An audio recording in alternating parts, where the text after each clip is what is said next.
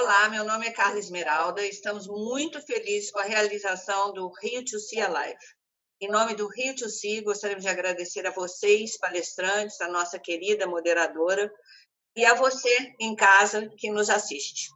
Eu tenho enorme orgulho de apresentar o painel A Arte da Negociação, no qual experientes produtores e produtora do audiovisual que produzem séries e filmes de sucesso, como 3%, A Vida Invisível, Minha Mãe é uma Peça, entre outras várias e várias obras, abrem um jogo sobre como negociam e que adaptações fazem ao longo das negociações para emplacarem no mercado obras de qualidade com sucesso de público, dissecam cases de negociação e o que os motivam a continuarem firmes e fortes no mercado.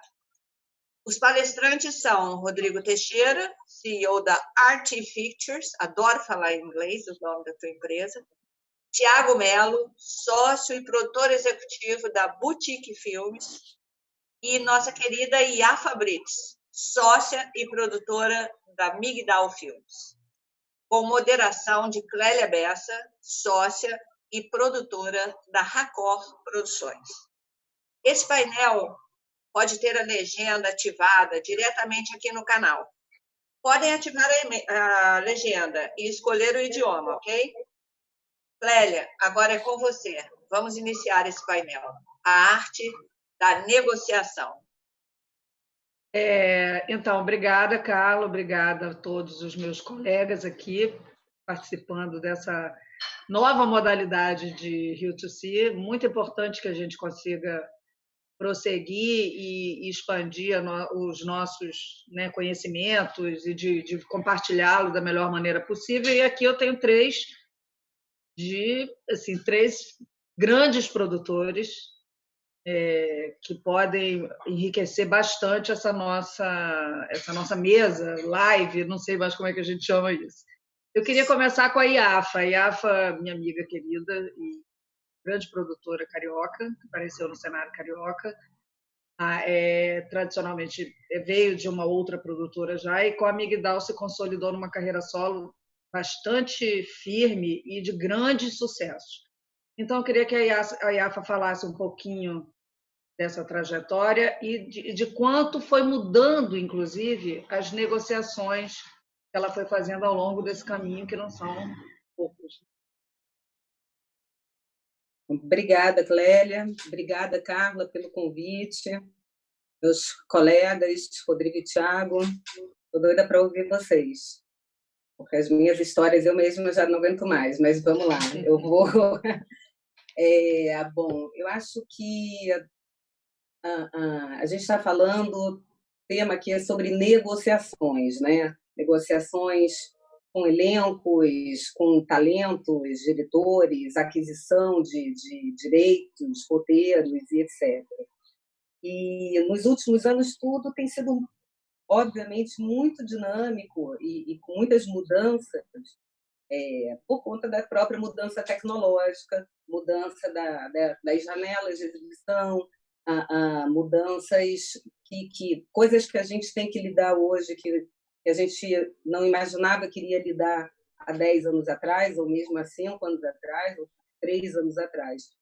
Então, são negociações muito dinâmicas, né? E eu acho que talvez o que eu pelo menos tenho exercido muito nos últimos anos é um enorme jogo de cintura para ir fazendo essas adaptações, tanto no nível técnico quanto em níveis pessoais, né? Porque obras são feitas por pessoas, por seres humanos que têm vontades, têm sonhos, têm desejos, têm momentos de vida, né? Um ator, uma atriz, um autor podem estar muito a fim de fazer uma coisa num determinado momento e no outro, independente de amarrações contratuais, simplesmente não estão mais emocionalmente envolvidos naquele processo. Então, acho que a arte da negociação também envolve muito a arte da adaptação, fortes adaptabilidades constantes, né? E eu acho que o que a gente exercita também é isso, um certo sangue frio, tentar manter um certo equilíbrio no meio dessas composições. Então, falando um pouco de casos específicos, né? Exemplos que eu posso dar aqui para ilustrar. A gente, vamos lá, Minha Mãe é uma peça que é um caso recente, né? Quer dizer, recente não, ele é longo. É uma peça de teatro de autoria de um ator e autor, que é o Paulo Gustavo, que criou essa personagem, criou a peça. Eu assisti essa peça, muito recomendada na época pelo então agente dele, o Marcos Montenegro, que era agente dele na época. Eu assisti a peça, achei aquele cara extraordinário, espetacular, e imediatamente falei, nossa, isso realmente, eu acredito que isso tem realmente muito potencial para virar uma obra audiovisual, no caso um filme. E aí começamos um processo normal de abordagem, né? Negociação com o próprio Paulo, a primeira coisa, lembrando que é uma obra de uma personagem criada por ele, né? Que muda muito a cadeia de negociações como um todo, né? Muda muito, não, interfere muito. Então, a peça de teatro, a gente fechou um acordo, né? Vamos produzir um filme, tudo com muito ânimo, muita gana, e a gente acreditava realmente muito, e a gente foi muito questionado na época, porque, nossa, um homem vestido de mulher, ele nunca fez nada na TV, só o pessoal de Niterói conhece ele. A gente sofreu um bullying severo na época. O Bruno Weiner foi assistir o filme, desculpa, foi assistir a peça, e ele sentiu esse mesmo... Ele viu também assim, o potencial, não só do filme, mas daquele cara, né, que ainda estava circunscrito no teatro.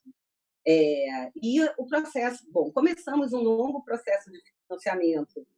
Longo não, um ano e meio, através de recursos, na época, de fundo setorial. Acho que foi a primeira linha de fundo setorial. Conseguimos um ou outro edital, surpreendentemente, porque nunca foi o meu forte a ganhar editais, mas a gente ganhou um edital. E alguns parceiros de filmes antigos acabaram entrando, né? Então, a Paris entrou muito no lugar de dar continuidade à relação, no caso, com a produtora mesmo, né? Tinha vindo do Nosso Lar, tinha vindo antes de um histórico com a produtora que eu era sócia antigamente, que era a Total. Então, eram pessoas assim, não, vamos lá, vamos ver no que dá isso. E assim entrou o Paris, assim entrou a Globo Filmes na época, de uma forma muito... olhando, vamos ver que coisa é essa, né, que eles estão armando. Bom, o final da história é que a gente conseguiu fazer o filme com este cara que ainda não estava na televisão. No meio do processo, a gente fechou uma negociação do primeiro programa que o Paulo fazia no Multishow, que foi o 220 volts, onde uma esquete do programa, essa esquete tinha tinha a Dona Hermínia, né, a personagem. Então a gente via aquilo como uma forma de aquecer, de alguma forma, fazer o público conhecer essa personagem. E quando a gente já estava, sei lá, na segunda ou terceira temporada do 220 volts, que foi, enfim, um programa que teve 5 temporadas, a gente rodou e a gente lançou o filme. E o filme foi um super sucesso, né? O Paulo mostrou aquela força, aquela energia, aquele carisma, aquela genialidade dele. Foi um processo muito legal, foi um processo muito saudável e respeitoso, acima de tudo. Bom, como um grande sucesso, começa uma pressão interna, externa, coletiva, de se fazer uma sequência. E sequência é uma coisa muito, muito, muito delicada, porque o que acontece? No primeiro filme, normalmente, aí eu falo assim, se eu fosse você, foi muito assim também. Teve o primeiro, e foi um sucesso, e o segundo foi uma novidade, porque no primeiro filme todo mundo tem muito espaço de dúvida, né? Então é um lugar muito generoso de e aí que você acha isso, você acha aquilo, eu tenho insegurança com isso, não, te sugiro isso, tem um diálogo muito grande entre todos, eu digo, né? Chega no segundo filme, todo mundo sabe tudo. Né? Não, eu tenho certeza porque eu fiz, eu sei. Aí é uma negociação só de gente já especialista naquele negócio. Então, as relações mudam como um todo, entre todos. Né? Obviamente, eu me incluo nisso. Os acordos foram ajustados, porque, ó, de novo, a gente o primeiro Minha Mãe é uma Peça foi levantado muito num esquema de vamos ver se dá certo, usando parceiros fortes, com credibilidade, e usando o histórico que eu tinha. O segundo filme era isso tudo, mas era o filme do Paulo, a história do Paulo, o personagem do Paulo. Então, a gente teve que adequar, porque o Paulo está feliz com aquele filme também, está querendo fazer. Então, teve toda uma mudança de organização de quem faz o quê, quem manda, quem tem palavra final, negociações, etc. Ainda assim, enfim, todos aprendemos muito no processo e aprendemos depois do sucesso do Minha Mãe 2, que foi um escândalo, que o 3 seria um desafio ainda maior e que a gente passaria por isso de uma forma muito mais radical, que é exatamente o que aconteceu.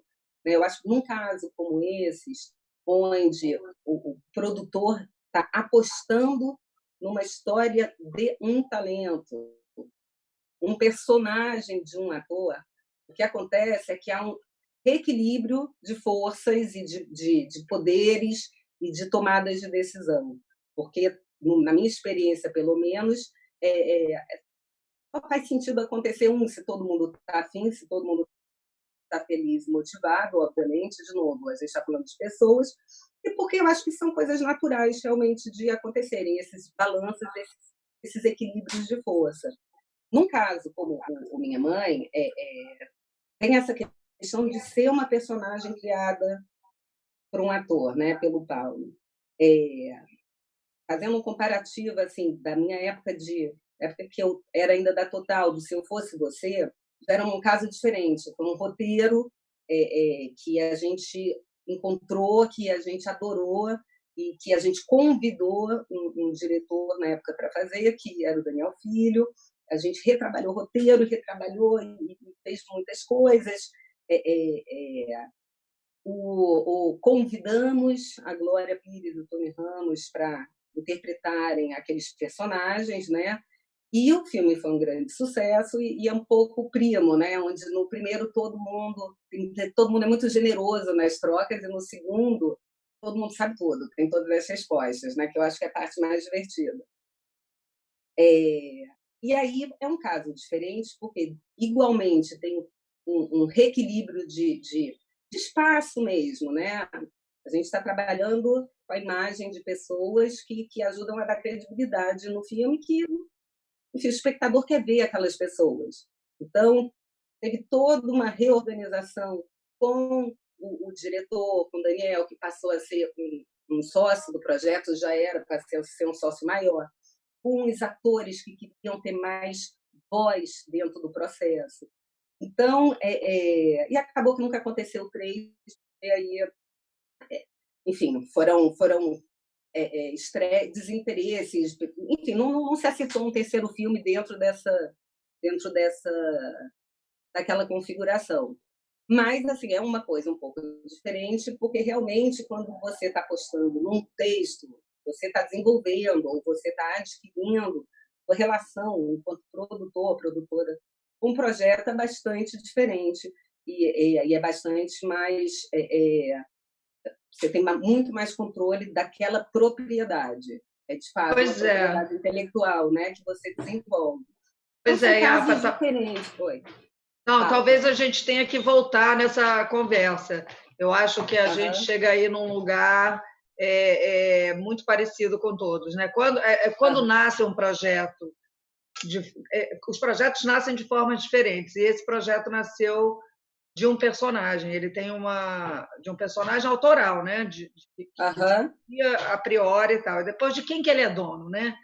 Você tem os direitos só para a televisão, mas quem é dono daquele personagem? Então isso tudo faz com que inclusive ele foi mudando no decorrer da história, né? De uma certa forma, a Dona Nesse caso é muito claro, né? Assim, é um lugar que não tem dúvida. E, neste caso, é um personagem do Paulo, né? Mas com muito reconhecimento e respeito entre os sócios, que todo mundo sabe onde começou e onde está hoje. Então, é aí que eu falo que é um lugar de jogo de cintura, de rever acordos, de rever processos, etc. Mas, enfim, é uma particularidade mesmo. Quando você faz um filme, uma série, que aquela pessoa, sei lá, personagem ganha um lugar muito importante, né? Aquela atriz ocupa aquele espaço onde ela passa a ser praticamente passa a ser tipo, esse projeto acontece só com ela, né? De novo, é uma outra negociação, é uma outra relação que passa por coisas muito emocionais e pessoais mesmo também. Nós né? vamos voltar para ainda aí. Que eu tenha aprendido, ainda que eu tenha aprendido que tudo tem que estar amarrado em contrato e tudo tem que sempre estar amarrado de fato em contrato, as coisas são dinâmicas e as coisas estão mudando muito rápido e a gente tem que ter muita flexibilidade. Tem uma coisa que é comum a todos nós e que o produtor tem que ter, que eu acredito que estamos aqui por causa disso, é muito feeling, né? Onde é que está essa história? Onde é que essa história pode dar? Às vezes muitas vezes, tem que descobrir a oportunidade, cavar essa oportunidade, que aí eu queria passar até para o Tiago, para ele contar um pouquinho como é que foi o 3% dentro daquela que estava começando a operar no Brasil, que foi a Netflix. Queria que o Tiago contasse um pouquinho para a gente essa experiência e se ele tem alguma outra novidade para a gente. O 3% estreou em 2016, né, Tiago, no Brasil. Acho que, se não me engano, está na sua terceira temporada. Tem mais coisa vindo por aí? Então, boa tarde, bom dia a todos. Queria agradecer a Carla, agradecer a todo mundo também. Muito legal estar com todos vocês aqui hoje. Então, a gente está agora, em breve vai estrear a quarta temporada do 3%, né? E é uma jornada mesmo, né? São muitos anos juntos, todos juntos, uma equipe com atores, né?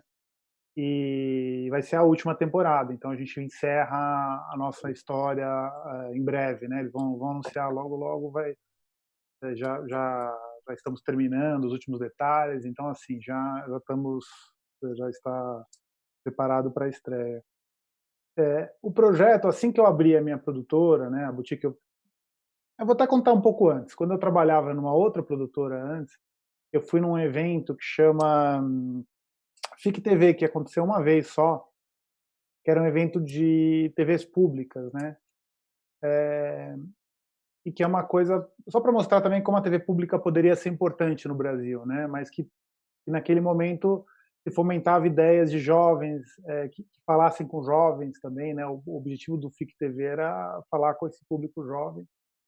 E eu vi lá esse piloto de um jovem criador, que era o Pedro Aguilera. Ele tinha feito um piloto com ainda uma outra produtora, tal, com 2, 3 diretores jovens também, né? O JH, a Daina e a Dani.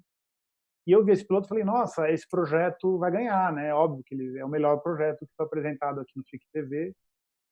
E o projeto perdeu, né? Quer dizer, ele não fez o piloto, mas não encaminhou para virar uma série ali, que havia essa possibilidade lá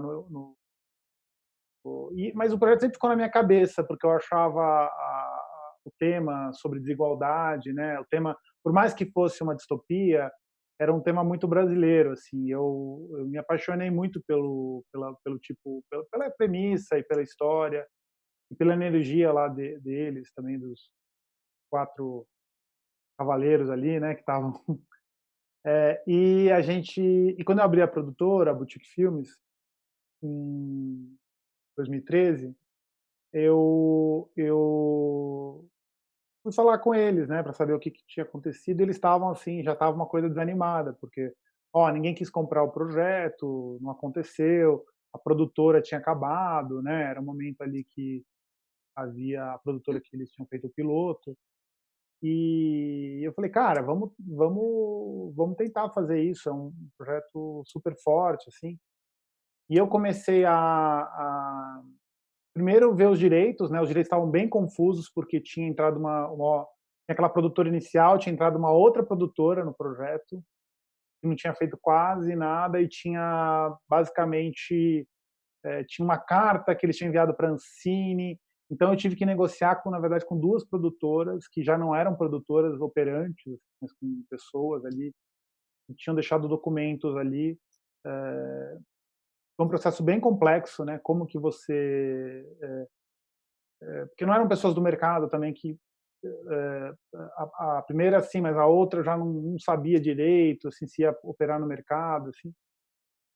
E foi uma luta, assim, foi uns 3, 4 meses com advogados e negociando e daí eu consegui os direitos depois de um período, né? E conversei com o Pedro Aguilera e os diretores e a gente chegou a um acordo.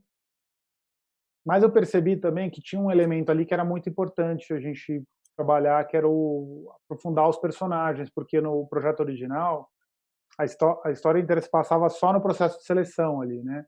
E você não tinha os dramas anteriores entrar naquele processo, não existia isso no projeto, entendeu? Então a gente ficou, acho que 8 meses, quase um ano, desenvolvendo quais seriam esses personagens, como que eles né? E daí, no meio desse período, a gente começou eu comecei a vender, né? Comecei a ir para eventos e começar a tentar levantar recursos para fazer a série. Basicamente, todo mundo não queria a série, distopia, produzir, porque assim, produzir ficção científica no Brasil naquela época também não era uma coisa bem vista, né? Assim, isso não é para o brasileiro fazer, né? E a gente, basicamente, todos os canais negaram. Assim, né? Tiveram canais que queriam, mas queriam pagar, a gente paga $1.000 por episódio. Né? Assim, não existia também, porque a gente está nesse caminho também. Eu me deparo muito, desde no começo da minha carreira, de o que é produzir para televisão, né? Se há espaço para isso, para produção independente, porque é uma barreira, não é um país naturalmente que trabalha com produção independente, né? Como o Canadá, como França, falando no mercado de televisão, né? Mesmo como Estados Unidos, né? Então assim existe uma trava, né? E a gente um momento ali que a Netflix tinha começado a produção original nos Estados Unidos, comecei a conversar na época com o Eric Barmack, muito amigo da Carla aí, né? Eles sempre conversam aí nos eventos e tal.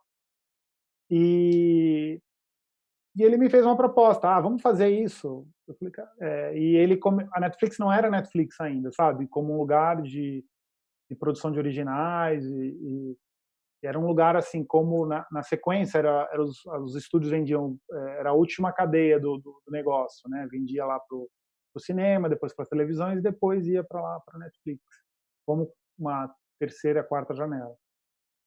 E ele fez uma proposta, a gente começou a conversar sobre essa proposta e muitas coisas eu tinha que mudar, porque assim havia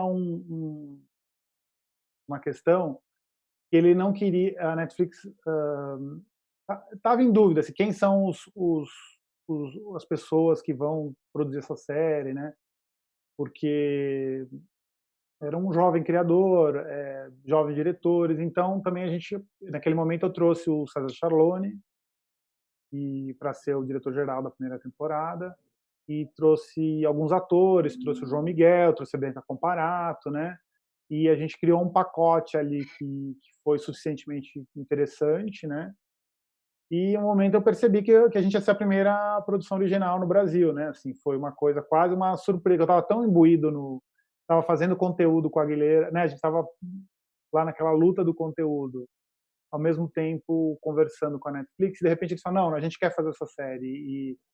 E me bateu também um pouco bastante, na verdade, a responsabilidade, né? De produzir, a gente não tinha não tinha recursos assim suficientes, porque não era uma produção, não era uma ideia produzir no Brasil, sabe? Assim, não era uma coisa que possível, um plano estratégico muito claro. Vamos produzir no Brasil tantas séries por ano, né? Era vamos testar se aquele país lá, produzir naquele país dá certo, né? E não era uma visão disso. E eu tinha que fazer uma ficção científica com pouco dinheiro e tinha que também falar muito bem com meus diretores jovens também sobre o que representava aquilo e como eles tinham que confiar em mim, porque a Netflix não queria ficar presa por contrato em trabalhar com eles para sempre, entendeu? Era uma coisa assim que eles queriam estar livres para poder ver o que é melhor para o projeto, e na verdade deu certo, porque acabamos a 4ª temporada com eles, com Pedro Aguilera, com os 3 diretores.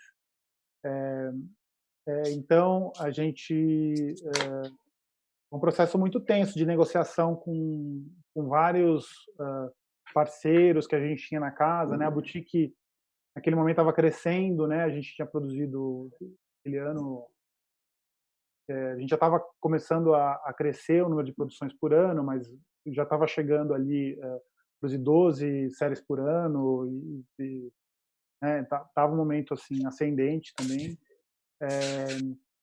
E a gente daí conseguiu iniciar a produção, né, e lançar a série daquela maneira. A gente mudou muitas coisas com relação, quase totalmente modificado com relação ao inicial.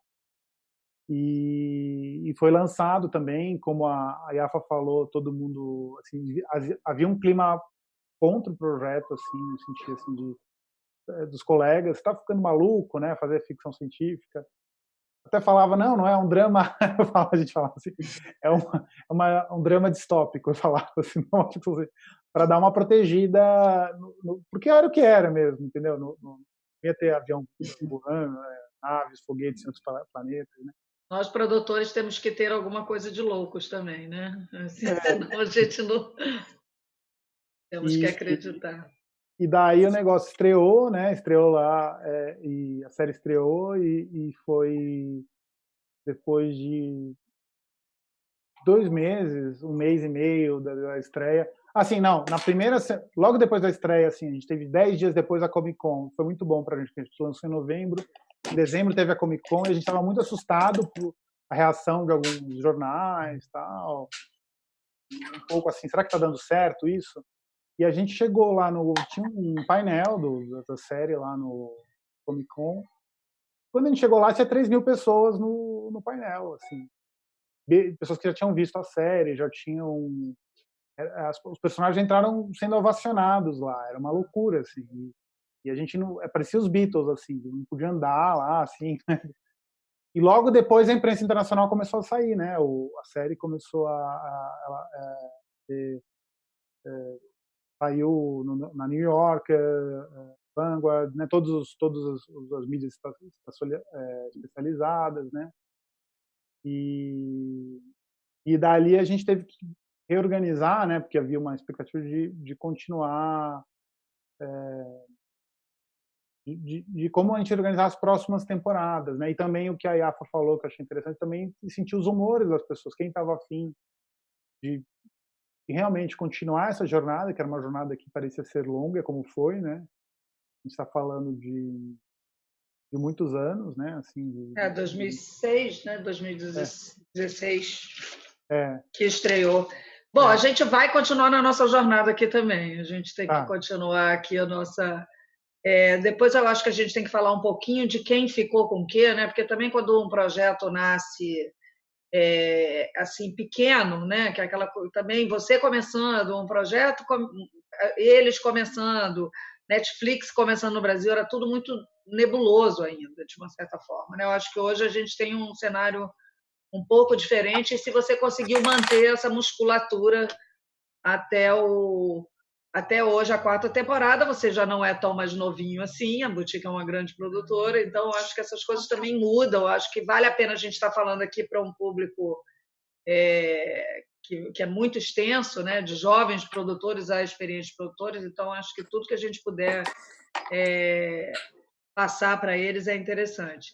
E eu queria passar agora para o Rodrigo Teixeira, que tem uma experiência, já apareceu num outro momento do audiovisual brasileiro e chegou chegando, né? Eu acho que, de uma certa forma, o Rodrigo trouxe grandes e novos casos também para o Brasil, assim como o Thiago, assim como o Iafa trouxe coisas diferenciadas, casos diferenciados. O Rodrigo trouxe, inclusive, invertendo, trazendo, negociando lá fora, com muita ousadia, eu diria, que a gente sempre negociou um pouco mais, né, com um pouco mais de pudor. Você foi lá e se jogou, e tem 2 casos, um que saiu daqui de dentro para fora, mas já com esse print de que era um projeto maduro, que é A Vida Invisível, que é baseado num texto brasileiro, mas com um diretor que é o Karim, que já tinha um alcance internacional, e esse filme foi lá, chegou até a ser indicado ao Oscar. E eu acho que eu gostaria de falar um pouquinho do Farol. Eu acho que o Farol é uma coisa que a gente tem pouco acesso, são informações que a gente tem pouco acesso. Como é que aconteceu esse casamento aí, que é bem interessante, que é interplanetário, eu diria, né? Porque vai além do tempo. Bom, eu queria agradecer o convite, Carla, do Rio to See, a mesa, a Clélia e a Iafa e o Thiago, que são campeões de audiência, então fico super feliz de estar dividindo a mesa com vocês. A Carla, que eu conheço há 20 anos, então a relação foi uma das primeiras pessoas que acreditou e que eu tinha algo a oferecer no mercado, então eterna gratidão. Na verdade, o Farol ele é uma continuidade, né? Porque eu fiz A Bruxa com o diretor, com o Eggers, e logo depois que A Bruxa saiu, que foi um sucesso inesperado para a gente sempre gostou do projeto, mas a gente não imaginou o alcance que o projeto teria. Ele virou um cult, e não só um cult, como um sucesso comercial. É um filme que custou $3 milhões e fez $60 milhões de bilheteria. Então a gente, esse projeto catapultou ele a um estrelato enquanto diretor. Nesse primeiro momento, eu perdi ele, porque os estúdios todos vieram atrás dele, os estúdios começaram a ofertar filmes de budget que eu não tinha capacidade de cobrir. Então foi ofertado para ele fazer o Nosferatu, que era um filme de $80 milhões na época, e chegou a ficar entre 40 e 70 no final, e não foi filmado. E aí o Robert ficou envolvido nesse projeto do Nosferatu, e numa festa do agente dele, a gente estava ali conversando, e ele vira para mim e fala: Rodrigo, eu estou lá desenvolvendo esse projeto para o estúdio, mas eu tenho uma ideia original bem louca, que eu acho que ninguém vai gostar, que é um terror que se passa num farol só com 2 atores. Aí eu falei, em preto e branco, me fez um pitching, e eu falei, cara, eu faço. Isso foi 2015, tá? Isso foi 2015. O filme não tinha nem estreado no cinema. O filme tinha saído de Sundance só, The Witch, e ele já tinha sido contratado pelo estúdio. E aí eu falei, cara, tá bom, vamos conversar mais sobre o projeto. Ele falou, olha, eu tenho uma questão agora que eu preciso entregar o roteiro desse filme de estúdio, que era o Nosferatu, que ele ia fazer a versão dele do Nosferatu. E aí vamos trabalhar na paralela. Só que daí, uma semana depois, ele me liga e fala, cara, vai ser feito um filme que se passa num farol, do Derek Cianfrance, que é um diretor jovem, que acabou de surgir aqui, fez Light Between the Oceans, fez aquele filme com o Ryan Gosling e a Michelle Williams, que foi um sucesso, de um casal que vai envelhecendo juntos. Só que ele falou, com o elenco dele era o Michael Fassbender e a Alicia Vikander. A gente falou, bom, ferrou, vamos ter um filme de terror num farol, não vai dar para fazer. Eu deixei esse projeto de lado, fui fazer minha vida. E aí a gente vai com o The Witch indicado ao Independent Spirit Awards, que é o Oscar do cinema independente nos Estados Unidos, em 3 categorias. Eu vou para lá, a gente está sentado na mesa, o filme ganha o melhor filme e o melhor roteiro. E o melhor filme e melhor roteiro. E na outra categoria, com o melhor primeiro filme e melhor roteiro, e com o melhor filme ganha o Moonlight. E eram os 2 filmes vencedores à noite. No dia seguinte teve o Oscar. A gente foi assistir o Oscar junto numa festa da A24, que é uma distribuidora de cinema. E aí, nessa festa, eu falei pro Robert, e aí, o nosso filme do farol, saiu o Light Between the Oceans, é uma porcaria de filme. desculpa, aqui eu posso falar, para o meu gosto pessoal, não é competir, não tem competição com a gente, não é um filme de terror, é uma coisa que não deu certo, então acho que a gente tem um espaço. Aí ele falou, cara, eu faço o filme com você, mas ainda estou naquela porra do filme de estúdio, eu não sei como é que eu vou sair dessa, mas você tem que fazer uma coisa, você tem que convencer meu fotógrafo. E tá aqui, o fotógrafo era meu amigo, Jerry Blash, falei, lógico, cadê ele? Tá ali. Aí eu fui lá e falei, Jerry, o que você quer? Ele falou, eu quero fazer em preto e branco, película, com a janela de filme mudo dos anos 20. Se você fizer isso, a gente faz o filme. Eu falei, tá feito, vamos embora. Eles começaram a rir, falaram, esse cara é maluco.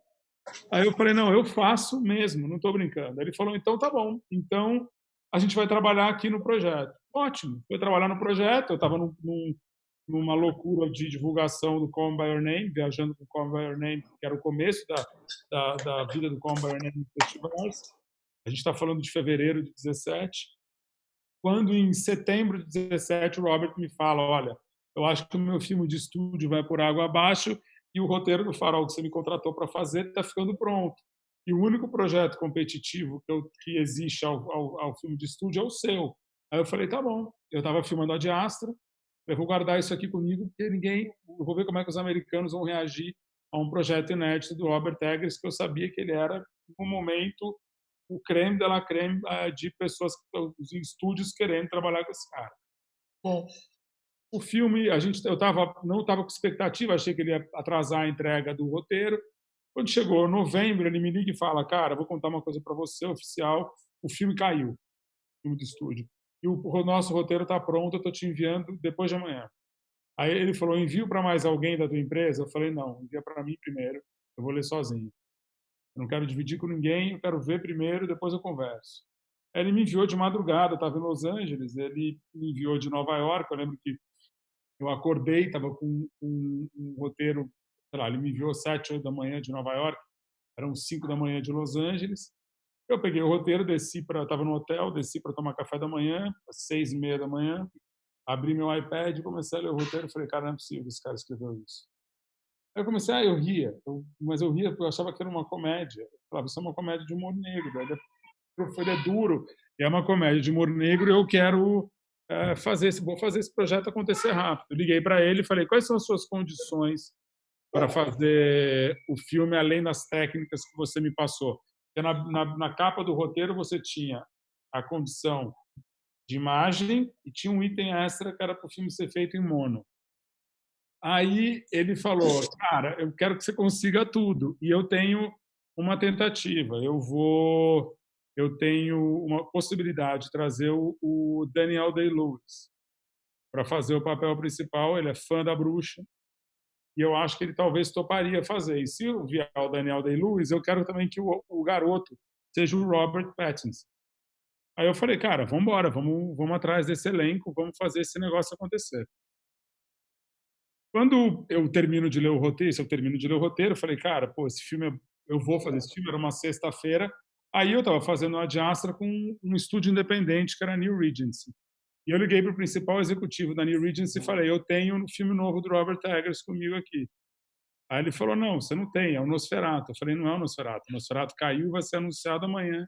Ele caiu. O filme novo dele chama O Farol, é meu. Eu não dividi o roteiro com ninguém. Eu gostaria de saber se você faria comigo. Ele falou, cara, onde você está? Eu falei, estou em Los Angeles. Ele falou, estou em Nova York, por um acaso. Você vem para cá? Eu falei, estou indo amanhã. Ele falou, então, domingo, eu quero encontrar você. Por favor, divide esse roteiro só comigo. Mandei o roteiro para ele. A gente tinha um número na cabeça de quanto esse filme custaria. Mandei o número para o... Eu não estava usando meu agente para negociar para mim. Foi a primeira negociação que eu não tive intermediário. Fui eu direto com o estúdio. Eu, o Lourenço, que trabalha comigo, e meu advogado. Aí, mandei o roteiro para ele. Quando chegou no domingo, ele foi me encontrar no meu hotel em Nova York e falou, cara, negative pickup deal. Você sabe o que é isso? Aí eu virei e falei, já ouvi, mas eu não me refresca a memória. Ele falou, eu te dou um dinheiro, você faz o filme, você me entrega, eu sou dono do filme, eu financio o filme inteiro, você me entrega o filme, estourou o orçamento, você é responsável, você paga. O filme é teu, eu te dou o dinheiro, se vira, faz como você quiser. Mas eu quero que você me entregue isso. Só que tem uma condição. Não dá para ser colorido? Eu falei, esquece, não tem conversa. Colorido é perder o diretor. o mono você pode tirar? Eu falei, o som a gente negocia, o colorido não dá, vai ficar preto e branco, e o mono a gente aceita. Aí ele falou, olha, se for colorido você tem 14 milhões de dólares, se for PB você tem 8. Aí eu falei, pô, com 8 eu não faço, a gente está orçando o filme em 10. Aí ele falou para mim, bom, eu vou tentar ver o que eu faço, mas 8 preto e branco é complicado. Para ir para 10, eu vou ter que procurar dentro da Fox, porque o estúdio ficava dentro da Fox, a New Regency, eu vou procurar a Searchlight e vou dividir com eles, ver se eles topariam dividir o filme comigo. Você tem alguma objeção? Aí eu falei, não. Ele falou, você está conversando com algum outro estúdio? Eu falei, cara, eu não estou fazendo leilão. Eu ofereci para vocês para fechar. E eu estou criando uma coisa com vocês que é o seguinte, eu vou criar um relacionamento com vocês. Vocês vão financiar muito mais filmes meus se eu trabalhar com vocês agora. Eu não vou procurar em leilão. E essa foi a minha estratégia.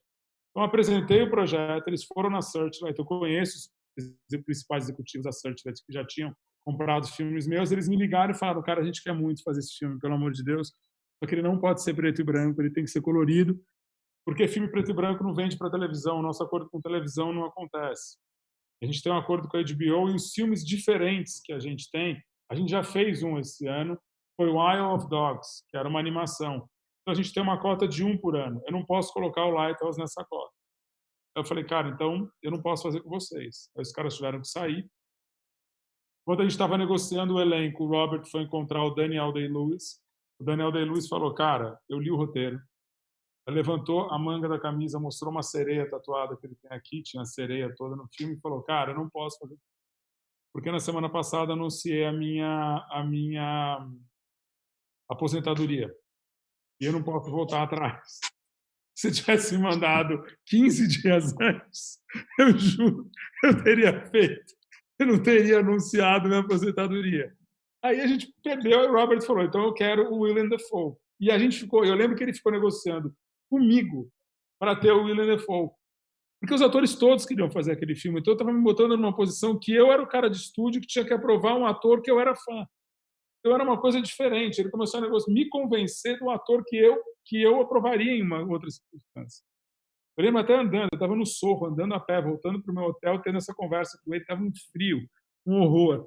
E aí eu falei, então vamos de Willem Dafoe. Liguei para a agência do Willem Dafoe, na hora que eu falei que tinha o filme do Robert Eggers, eu queria ele, mandei o roteiro. Aí você aprende, mais uma coisa, foi bom para eu aprender naquele momento, roteiro quente, os agentes dispararam para todas as empresas, para todos os atores. Então, no dia seguinte, todo mundo tinha o roteiro do Lighthouse na mão e eu comecei a receber ligação de todos os atores possíveis, de todos os agentes, de todos os estúdios, todo mundo querendo passar a perna na New Regency.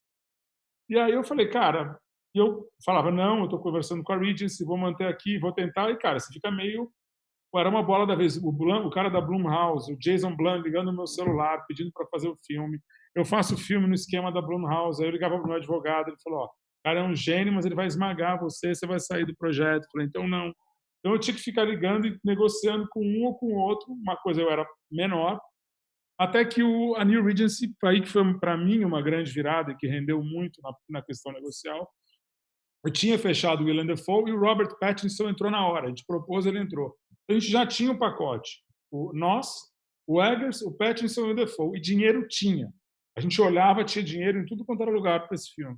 Então eu conseguia falar que eu ia ter green light do filme para começar a produzir em março. O filme estaria greenlightado para a primeira diária de produção em abril e a pré-produção startar início de março, final de fevereiro. Bom, me liga o cara da New Regency, o Michael Schaefer, que é o principal executivo, e fala, Rodrigo, eu vou dividir o filme com a Focus Features. Conversei com meu amigo Robert Wallach, e eles topam rachar o filme comigo. No mesmo dia à noite eu recebo uma ligação. Isso já virou, nos Estados Unidos, isso é anedota já. Me liga o vice-presidente de produção da Focus e fala assim, negócio é o seguinte, eu te ofereço $2 milhões a mais, você chuta a New Regency para fora e faz o filme comigo. Aí eu falei, olha, cara, eu tenho palavra, eu não vou fazer isso. E eu vou ligar para ele e vou contar que você falou isso para mim. Porque ele vendeu vocês para mim. Eu poderia aceitar, $2 milhões faz uma diferença para o filme para mim aqui. Mas o cara acabou de financiar um filme de 100 para mim. Eu vou trabalhar com esse cara há muito tempo na minha vida. Então, aqui tem uma questão de lealdade. Eu não vou virar as costas para eles. Liguei para o Michael, falei, Michael, a Focus ofereceu, não o seu amigo, mas um executivo do grupo dele me ofereceu $2 milhões a mais. Não estou te oferecendo leilão, eu vou fazer o filme com você por 10, só que a Focus não vai fazer o filme. Aí ele falou, eu tô puto, quebrou o pau com a Focus, aquela coisa de estúdio com estúdio, ficou um tempo sem falar. E eu estava indo jantar nessa noite com o vice-presidente da A24, que é um menino que começou junto comigo nos Estados Unidos. A gente é amigo há alguns anos. A gente estava indo jantar como amigo, nem era trabalho. E foi um jantar que a gente conversou de coisa de amizade, vida e tal. E aí, no final do jantar, eu falei, cara, eu tenho uma coisa para oferecer para você. Você não quer marcar um almoço com seus chefes amanhã?